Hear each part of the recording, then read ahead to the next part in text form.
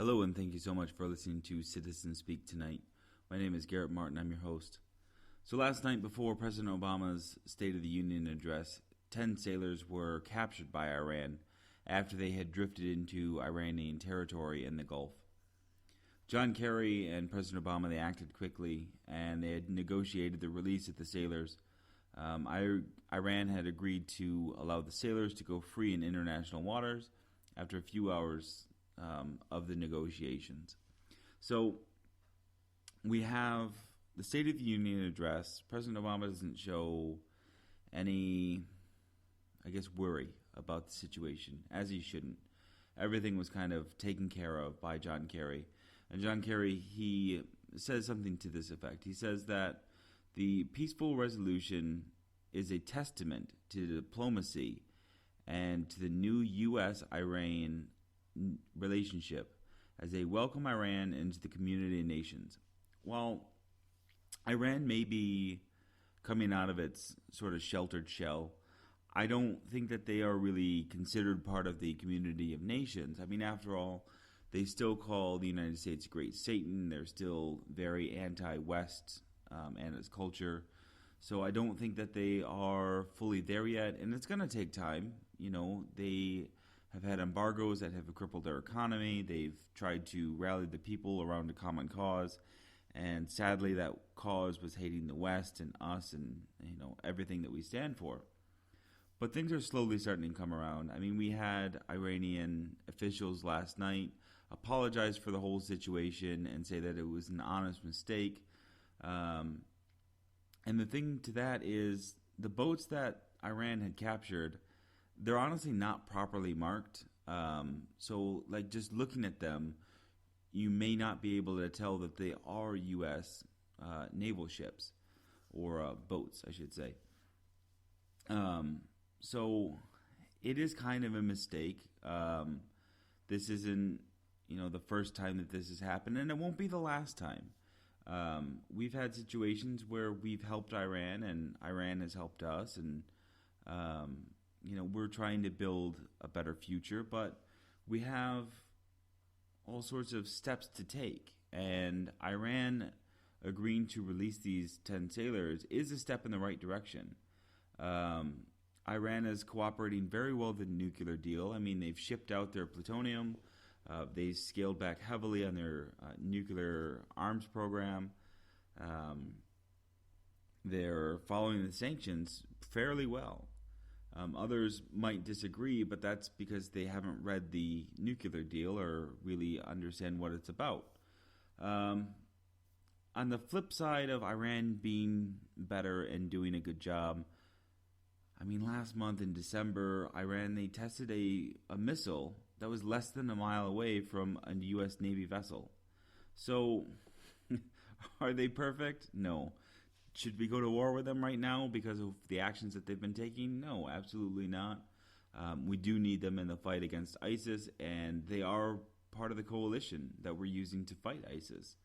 So, we're building this bridge, and there's going to be mistakes. There's going to be times when Iran fails and messes up, and there's going to be times when the U.S. messes up and fails for Iran.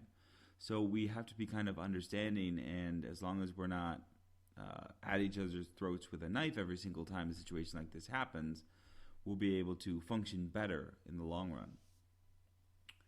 run. So after this situation was negotiated, about an hour or two before the State of the Union address, it didn't stop presidential candidates from jumping on the opportunity to call for swift action against Iran on either the situation or the Iran deal itself. Ben Carson, he says, while POTUS is preparing to talk about his so-called accomplishments, 10 of our American sailors are being held by Iran. Donald Trump goes on to say that the Iran deal is terrible. Why didn't we get the uranium stockpile? It just went to Russia. Hashtag State of the Union. Mike Huckabee says Iran should immediately release our sailors or face serious consequences. Yet Obama lacks the power and respect to secure that demand. Well, it's funny that Mike Huckabee and Ben Carson and Donald Trump are saying that this is horrible and that the president is weak, when in fact the president and John Kerry helped bring back our soldiers home without a shot fired, and actually an apology from Iran. Now, there is a big downside to the sailors coming back, is that some of the Iranians are using TV clips of the sailors apologizing, and it's being played on their TV networks, saying that we're cowardly and that we're weak. Well, this doesn't give us cause for war or for backlash. Instead, this is a teachable moment. We need to understand that there's a huge divide between the two countries. And just because there's a huge divide doesn't mean that Iran is necessarily always going to be evil and always going to be bad. We need to look at how to make the situation better without the conflict, without the war. If it came down to it, yes, we could bomb the living crap out of Iran and they wouldn't stand a chance. Is that the right thing to do? Absolutely not. However, that's what the Republicans are calling for, and the Middle East is already under fire. The Middle East is already in this state of conflict and turmoil that they've been in for generations and will be in many more generations, especially if we continue down the path that we have been under George W. Bush, under the warmongering of the Republican candidates. If we continue down that path, then yes, the Middle East will be more against us than they are now. But over the past 7 years or so under Barack Obama, and I'm not trying to be all over him and say that I love him, but under the past 7 years or so, our outlook and the way that the Middle East looks upon the United States has improved.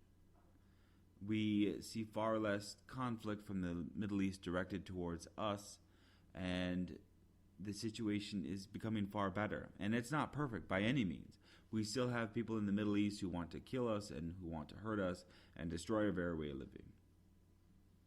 But we got the 10 soldiers back. Iran has apologized. And the reason why the soldiers were captured by Iran in the first place, it's not because Iran went out and actively sought a Navy ship to capture.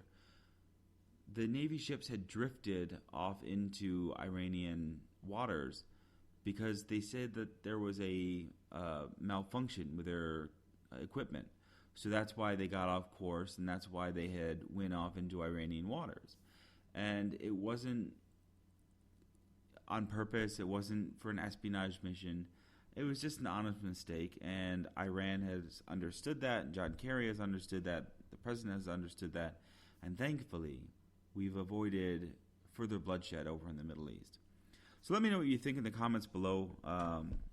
Let me know if you think that I'm completely wrong here, or if there is some truth to what I'm saying. I'd like to hear. I'm on Stitcher, I'm on Spreaker, I'm on YouTube. Find me on Twitter. That's the best place that I will respond to you at.